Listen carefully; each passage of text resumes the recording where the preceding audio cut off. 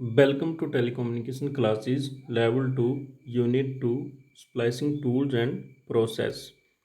Session name है Demonstration of Splicing Process. Splicing को पढ़ने से पहले हमें ऑप्टिकल फाइबर के बारे में जानकारी होनी चाहिए।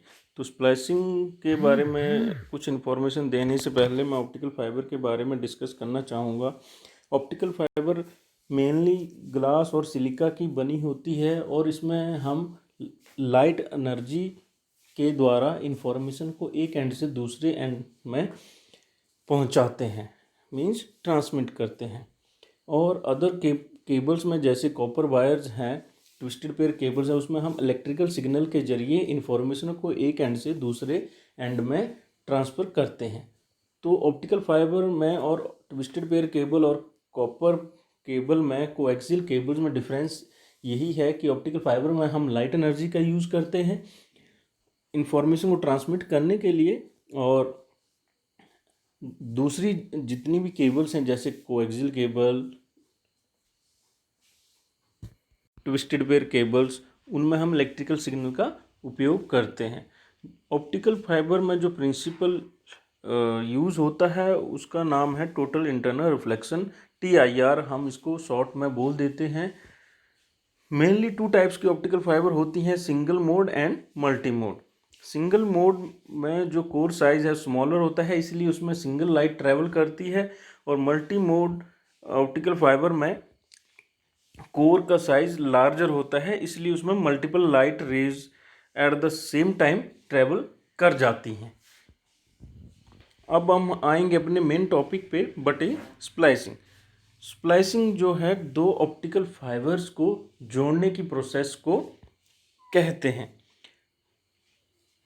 देर are more common methods of joining fibre is called termination और कनेक्टराइजेशन मेथड्स। मीन्स टर्मिनेशन और कनेक्टराइजेशन भी यूज़ की जाती है स्प्लाइसिंग के अलावा ऑप्टिकल फाइबर्स को जोड़ने के लिए। स्प्लाइसिंग को हम ज़्यादातर यूज़ करते हैं ऑप्टिकल फाइबर को जोड़ने के लिए। स्प्लाइसिंग दो प्रकार की होती है, fusion splicing, mechanical splicing. Mechanical splicing आगे हम दो भागों में बांट सकते हैं, बी ग्रुप स्प्लाइसिंग और इलास्टिक ट्यूब स्प्लाइसिंग, जिसे हम बेंट ट्यूब स्प्लाइसिंग भी बोल देते हैं। Fusion splicing is the process of fusing or welding two fibres together usually by an electric arc. Fusion splicing में हम इलेक्ट्रिक आर्क की मदद से वेल्डिंग टेक्निक के द्वारा इतनी हीट जनरेट करते हैं कि ऑप्टिकल फाइबर्स आपस में पिघल के जुड़ जाती हैं। फ्यूजन स्प्लाइसिंग सबसे ज़्यादा यूज़ होने वाला स्प्लाइसिंग मेथड है, क्योंकि इसमें स्प्लाइसिंग करने के बाद जो लॉसेस होते हैं वो बहुत कम होते हैं, और इसका जो रिफ्लेक्टेंस है वो बहुत कम होता है। फ्यूजन स्प्लाइसिंग करने के बाद जो जॉइंट बनता है वो उसके ऊपर हम ट्रस्ट कर सकते हैं, और बहुत ज़्यादा दिनों तक टिके रहने वाला जॉइंट होता है। आगे है फ्यूजन स्प्लाइसिंग करने के तरीके, या स्टेप बाय स्टेप हम पढ़ेंगे कि फ्यूजन स्प्लाइसिंग कैसे की जाती है और इसको करने के लिए किन बातों का ध्यान रखा जाता है। स्टेप नंबर 1 है place the protective sleeve, remove the plastic coating of the fibres, clean the fibres with isopropyl alcohol, cutting the optical fibres, run the splicing in the optical fusion splicer using the sleeve to protect the fusion. आगे हम slides में देखेंगे कि fusion splicing step by step कैसे की जाती है। Place the protective sleeve. Optical splicing में हम ऑप्टिकल फाइबर को प्रोटेक्टिव स्लीव में डालेंगे। स्टेप नंबर 2 में हम जो प्लास्टिक होता है या कोटिंग बोल देते हैं, ज़्यादातर ऑरेंज कलर की होती है, उसको हम रिमूव करेंगे फाइबर के ऊपर से। स्टेप नंबर 3 है clean the fibres with isopropyl alcohol. एक स्पेशल तरह का एक लिक्विड होता है जिससे हम ऑप्टिकल फाइबर को डस्ट फ्री करने के लिए क्लीन करते हैं। इसके लिए स्पेशल क्लोथ्स भी आते हैं, लिंट फ्री क्लोथ्स, या आइसोप्रोपाइल एल्कोहल वाले वाइप्स भी होते हैं। आइसोप्रोपाइल अल्कोहल इसलिए यूज़ करते हैं ताकि ऑप्टिकल फाइबर के ऊपर कोई डस्ट पार्टिकल ना रहे। जब हम जॉइंट करेंगे तो जॉइंट के दौरान, स्प्लाइसिंग के दौरान, जब ऑप्टिकल फाइबर पिघल के जुड़ेगी, अगर उसमें एक छोटा सा डस्ट पार्टिकल भी रह जाता है तो कम्युनिकेशन जो है वो ब्रेक हो जाएगी। इसलिए हम स्टेप नंबर 3 में आइसोप्रोपाइल के साथ ऑप्टिकल फाइबर को क्लीन करते हैं।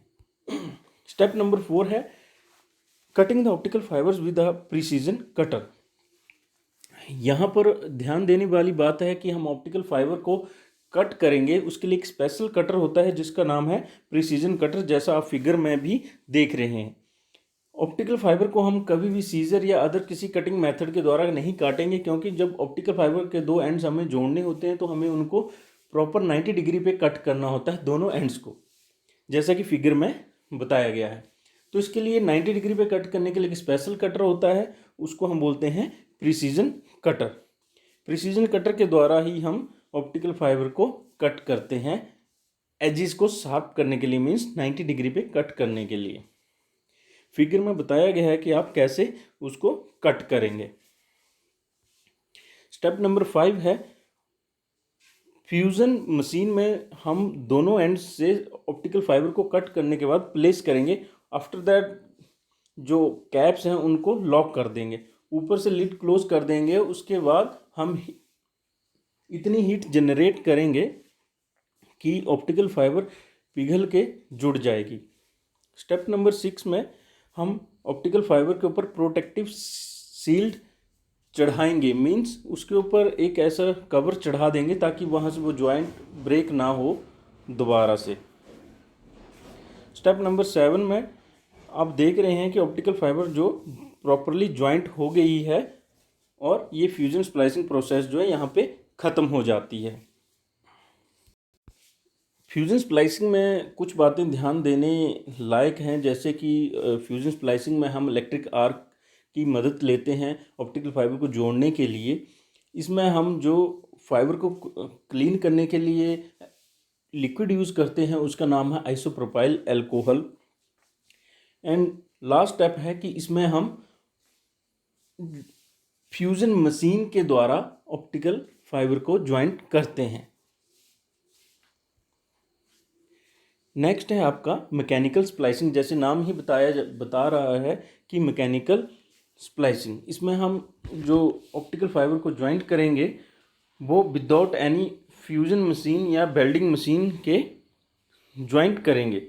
Fibre optic mechanical splice performs a similar function to the fusion splice except that the fibre are held together by mechanical means rather than by a welding technique.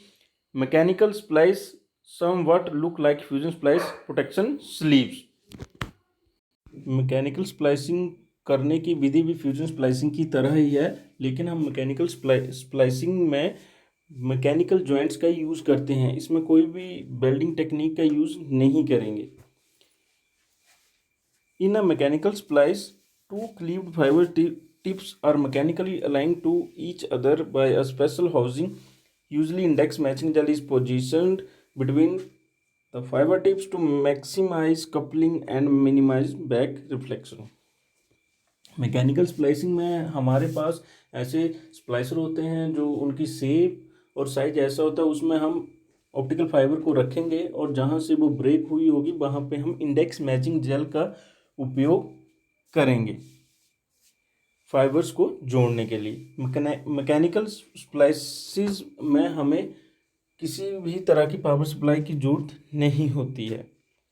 Mechanical स्प्लाइसर इस तरह design किए जाते हैं कि इसमें हमें फाइबर स्ट्रिपर और fibre cleaver के अलावा किसी अदर टूल्स की ज़रूरत नहीं पड़ती। मैकेनिकल स्प्लाइसिंग में बहुत सारे इंसर्शन लॉस होते हैं। मैकेनिकल स्प्लाइसिंग ज़्यादातर हम मल्टी मोड फाइबर्स के लिए यूज़ करते हैं। जैसा कि आपको पता होगा मल्टी मोड फाइबर्स कौन सी होती हैं, जिसमें बहुत सारी लाइट रेस एक साथ ट्रैवल करती हैं और इसका diameter single mode fibre cable से ज़्यादा होता है। जैसा कि आप फिगर में देख रहे हैं ये मैकेनिकल स्प्लाइसर है। इसमें हम केबल्स ऑप्टिकल फाइबर्स को दोनों एंड से डालेंगे और कैप को ऊपर से क्लोज कर देंगे, जैसा कि ये एक सर्कल में दिखाया गया है। There are different kinds of mechanical splicers. जैसा कि आप चित्र में देख रहे हैं, ये अलग अलग कंपनीज के अलग अलग नाम के ऑप्टिकल फाइबर मैकेनिकल स्प्लाइसर्स हैं। फर्स्ट है economic mechanical splice, semen ultra splice, third है कॉर्निक कैम स्प्लाइस। हम जगह और अपनी सुविधा के अनुसार इन स्प्लाइसर का चुनाव करते हैं और इनको यूज करते हैं।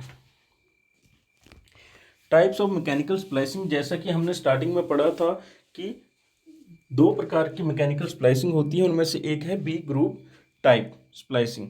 इसमें जो हमारे पास दो प्लेट्स होती हैं, एक डाउन वाली प्लेट बी ग्रुप शेप में कटी होती है और जो उसके ऊपर हम प्लेट रखेंगे वो भी बी ग्रुप साइज में कटी होती है। डाउन वाली प्लेट में हम ऑप्टिकल फाइबर को रखेंगे और जहाँ से वो ब्रेक होती है वहाँ पे इंडेक्स मैचिंग जेल का उपयोग करेंगे। ऊपर से उस लिड को क्लोज कर देंगे किसी ग्लू और चिपकाने वाली चीज़ के साथ, उसको चिपका देंगे। नेक्स्ट टाइप है मैकेनिकल स्प्लाइसर की इलास्टिक ट्यूब स्प्लाइसिंग और बेंड ट्यूब स्प्लाइसिंग। जैसा आप चित्र में देख रहे हैं, ये थोड़ा मुड़ा हुआ होता है और इसमें भी सेम बी ग्रुप वाली टेक्नोलॉजी का हम यूज करते हैं। ऑप्टिकल स्प्लाइसिंग करने के बाद हमें पता होना चाहिए कि हमारा जॉइंट जो है इफेक्टिवली काम कर रहा है या नहीं। उसके लिए हम दो तरह की मशीन्स का उपयोग करते हैं, एक होती है OTDR और दूसरी होती है OLTS। इनको हम टेस्टिंग मशीन्स भी बोल देते हैं। OTDR का फुल फॉर्म होता है ऑप्टिकल टाइम डोमेन रिफ्लेक्टोमीटर, जो हम amount of light reflected back to source को मेज़र करने के लिए यूज़ करते हैं। ऑप्टिकल फाइबर को टेस्टिंग करने के लिए हम OTDR का उपयोग करते हैं। जैसा आप चित्र में देख रहे हैं, OTDR देखने में फ्रंट से ऐसा होता है। दो प्रकार के OTDR होते हैं, bench top OTDR, hand held OTDR। Bench top OTDR जो होता है वो कॉन्टिन्यूस AC सप्लाई पे काम करता है और वो एक फिक्स जगह पे हम उसको यूज़ करते हैं। हैंड हेल्ड OTDR जो होता है वो लाइट वेट होता है और वो बैटरी पावर्ड डिवाइस होता है। इसको हम फील्ड में यूज़ करते हैं।